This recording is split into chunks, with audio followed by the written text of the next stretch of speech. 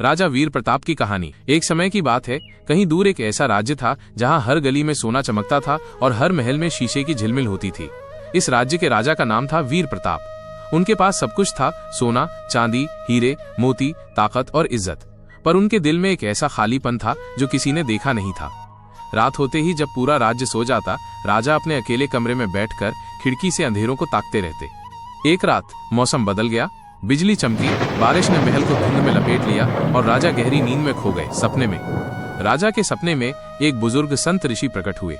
उनकी सफेद दाढ़ी थी, हाथ में कमंडल था, माथे पर तिलक था और उनकी आंखों में एक ऐसी गहराई थी जो दिल के अंदर तक उतर जाए। संत ने कहा, राजन, तुम्हारे पास जो कुछ है वो तुम्हारा नहीं, तुम बस इस धन के रक्षक हो। अगर तुम इस धन को बांटोगे नहीं तो एक दिन तुम्हारा दिल सूख जाएगा। राजा ने पूछा, पर ऋषिवर, मैं बांटू कैसे? राज्य का धन सुरक्षित रखना तो मेरा कर्तव्य है। संत ने उत्तर दिया, राजन, तुम्हारा सुख तुम्हारी प्रजा के सुख से जुड़ा है।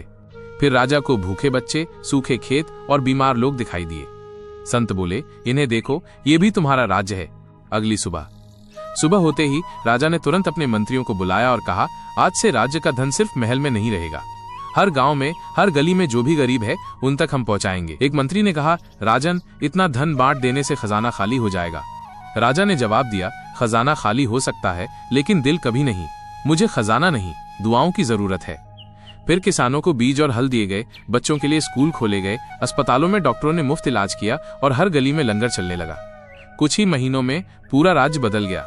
लोगों के चेहरे पर मुस्कान आ गई और दुआओं की गूंज महल तक पहुंचने लगी। एक साल बाद एक शाम राजा महल की छत पर खड़े थे। हवा में एक अजीब सा सुकून था। तभी उनके एक मंत्री ने कहा, राजन, पहले लोग सिर्फ आपकी ताकत से डरते थे, अब वो आपके प्यार पर मर मिटने को तैयार है। राजा ने मुस्कुराते हुए कहा, यही है वो खुशी जिसके लिए मैं सालों से तरस रहा था। उस रात राजा को फिर से वही सपना आया। वही संत ऋषि सामने थे, लेकिन इस बार उनके चेहरे पर एक मुस्कान थी। संत ने कहा, राजन, तुमने अपना कर्तव्य समझ लिया। तुम्हारा दिल अब खाली नहीं, क्योंकि तुमने उसमें लोगों की दुआएं भर दी हैं। धन का असली सुख लेने में नहीं, बांटने में है। जो अपने सुख को दूसरों के सुख में ढूंढ लेता है वही सच में राजा है।